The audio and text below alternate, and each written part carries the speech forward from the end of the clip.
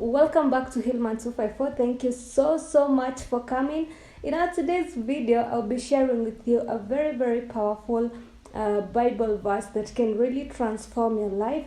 This Bible verse will help you restore areas that have been areas that are no longer working in your life. So this Bible verse is John 11:38-44. Read this Bible verse in the middle of the night for the next 3 days, and truly you're going to see the work of God. So if you're having troubles in your life, maybe you lost a job, maybe your business is not working, maybe you need restoration in relationships, maybe you need there's something that you need in your life, use this Bible verse to pray for the next 3 days.